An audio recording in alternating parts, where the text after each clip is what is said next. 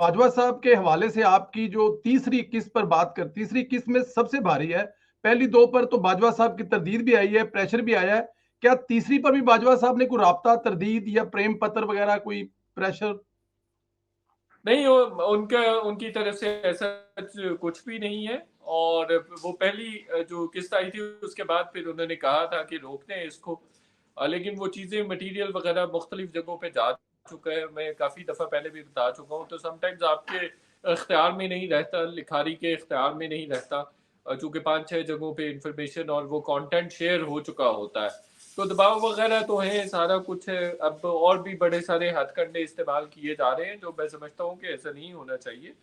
और ये अवाम का हक है, जो भी इंफॉर्मेशन है ऑलरेडी भी ये सारी इंफॉर्मेशन कहीं ना कहीं मौजूद है। जी बिल्कुल ठीक। सर, डॉन लीक्स पर आपकी बाजवा साहब से कैसे बात शुरू हुई? आप भी डॉन लीक एक्सपर्ट हैं, और क्या वाकई डॉन लीक्स का मुद्दा मुफ्त में नवाज शरीफ के गले पड़ गया? कहानी क्या है सर? हाँ, देखिए मैंने भी परवेज साहब, उस वक्त तो नून लीग मेरी दुश्मन थी। अब देखिए लाइक एक सहाफ़ी का काम देखे कि मेरी ही स्टोरी पे हमारे बड़े अच्छे दोस्त भाई परवेज रशीद साहब फारिग हुए, तारिक फातमी साहब फारिग हुए, राव तहसीन साहब, बड़ी उनसे मेरी कुर्बत और मोहब्बत का रिश्ता है, वो फारिग हुए थे। लेकिन आज मैं ही वो एक स्टोरी कर रहा हूँ, जिस स्टोरी में मतलब मैंने अपनी तरफ से कोई भी चीज़ उसमें नहीं डाली हुई है, एक नुक्ता भी मेरी तरफ से एडिट नहीं है। लेकिन जनरल बाजवा साहब ने एक्सोनरेट कर दिया है वो जो जो भी किरदार थे। और उनके ख्याल में जो डॉन लीक्स थी वो जनरल राहील शरीफ ने एक्सटेंशन के लिए घड़ी थी, और वो एक्सटेंशन लेना चाहते थे। और फिर उन्होंने तफसील भी बताई कि जब मैंने नवाज शरीफ के साथ बातचीत की इस सिलसिले में, तो वो जब भी मैं उनसे मिलने जाता था तो नवाज शरीफ ने उनको बताया कि जनरल राहील शरीफ और जनरल रिजवान जब दोनों आते थे तो जनरल रिजवान कहा करते थे कि जनरल राहील शरीफ को 3 साल की एक्सटेंशन दे दे।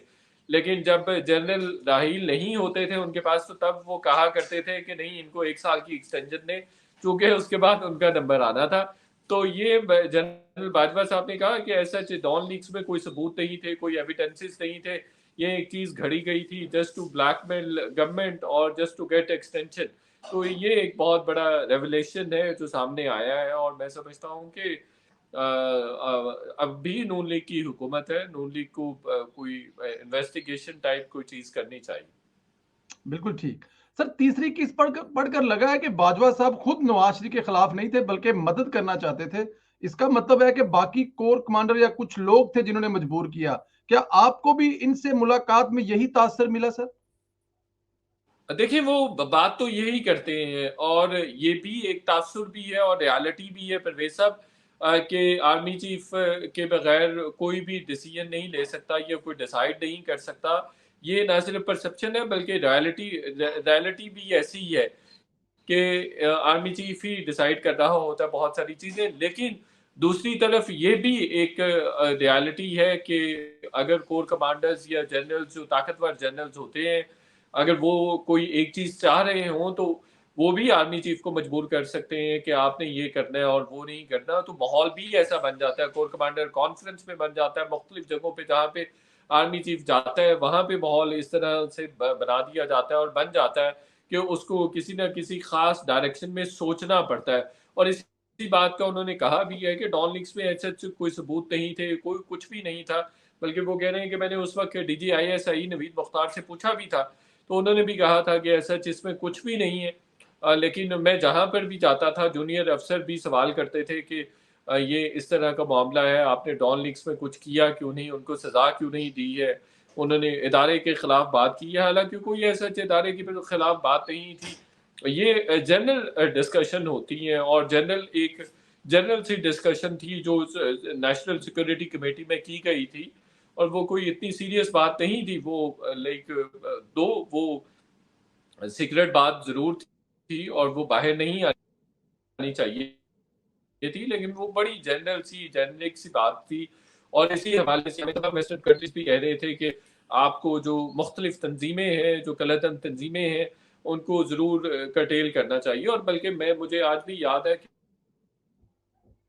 मैं उस ज़माने में चूँकि ARY के साथ था और फिर मैं फॉरेन ऑफिस भी बड़ा एक्टिवली कवर कर रहा था, तो मेरी अल्हम्दुलिल्लाह स्टोरीज़ 1-1 साल पहले भी आती थी और लोग फिर वो 1-1 साल बाद भी करते रहे हैं। तो वो اس وقت مجھے آج بھی یاد ہے کہ چائنا نے پرویز سندھیلا صاحب پاکستان کو میسج بھیجا تھا کہ آپ کو حافظ سعید کو کرٹیل کرنا ہے اور حافظ سعید کو آپ کنٹین کریں. یہ چائنا نے میسج بھیجا تھا. ہمیں یو این میں کافی مشکلات کا سامنا ہے, ہمیں انٹرنیشنل لیول پہ کافی ساری مشکلات کا سامنا ہے, چونکہ یو این کی ایک کمیٹی ہے 1267 یا 68 کچھ اس طرح کی, جو پر بھی ویٹو پار چائنا بار بار استعمال کر رہا تھا, چونکہ امریکہ انڈیا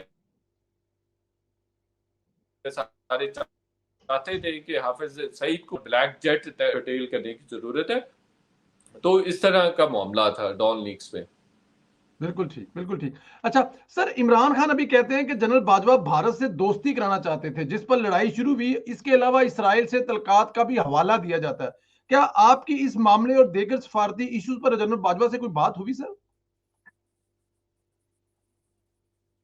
جی بہت ڈیٹیلڈ بات ہوئی ہے میری, اور وہ کمنگ ڈیز میں انشاءاللہ منظر عام پہ آئے گی. بہت ڈیٹیلڈ بات ہے, اور انہوں نے لاجکس بھی دیے, انہوں نے ریزنز بھی دی ہیں کہ یہ چیزیں تھیں. میں ابھی آپ کو انڈیکیٹ نہیں کر سکتا, لیکن ان تمام ایشوز پر بات ہوئی ہے. اسرائیل پر بھی میری بات ہوئی ہے, انڈیا پر بھی بات ہوئی ہے. اور میں فرینکلی یہ سمجھتا ہوں, میں یہ سمجھتا ہوں سندھیلا صاحب کہ انڈیا کے ساتھ بھی اور اسرائیل کے ساتھ بھی, دونوں کے ساتھ پاکستان کے تعلقات نارمل ہونے چاہیے. دیکھیں پاکستان جو ہے وہ ایسے ہی خام خواہ بھوکا ننگا ہو کے بھی, بھوکا ننگا ہے پاکستان, لیکن ایسے ماما چاچا بنا ہوا ہے پوری اسلامی دنیا کا. اور دوسری طرف آپ دیکھیں کہ فلسطینین جو امبیسڈر تھے, انہوں نے جب یوم یکجہتی کشمیر کی ریلی میں یہاں پاکستان میں شرکت کی تھی, 2020 کی بات ہے, تو وہ اس وقت فلسطین کی اتھارٹی نے ان کو واپس بلا لیا تھا. اور غفور کا عمران خان کے دور حکومت میں کیا کردار تھا؟ وہ آپ نے کچھ لکھا گزشتہ دنوں, آپ نے ایک نوٹیفکیشن کے حوالے سے انکشاف کیا جس میں انگریزی غلط تھی. سر وہ کیا سٹوری ہے سر؟ ہاں وہ اس طرح سے ہے کہ جب عمران خان صاحب کے ویسے تو عمران خان کے بارے میں کہا جاتا ہے کہ وہ مطلب بڑی خوش دلی سے ایکسٹینشن دینا چاہ رہے تھے جنرل باجوہ صاحب کو, لیکن میری اس وقت کی ہی انفارمیشن ہے, اور مطلب بڑی سالڈ انفارمیشن ہے کہ اس وقت بھی عمران خان صاحب ایکسٹینشن نہیں دینا چاہ رہے تھے, اور ان کو مجبور کیا جا رہا تھا, بار بار کہا جا رہا تھا کہ ایکسٹینشن دیں.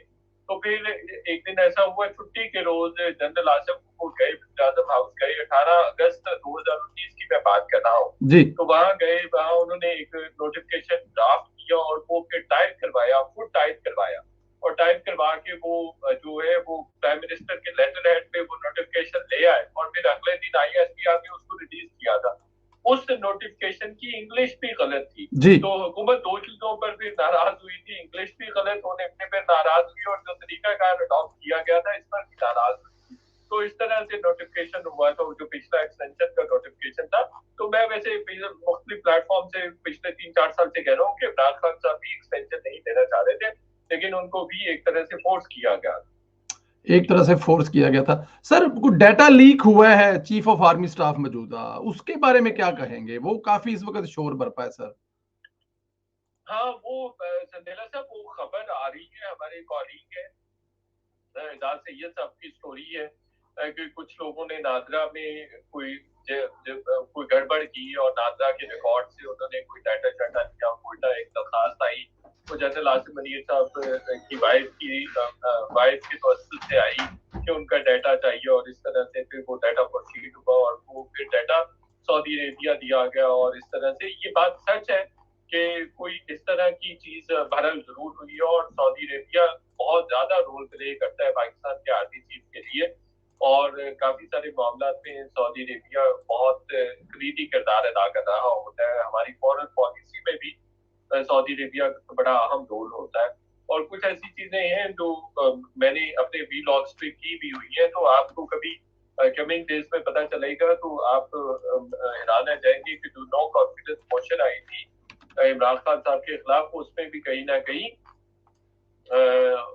ہاتھ تھا اس طرح کا سعودی عربیہ کہیں نہ کہیں تھا.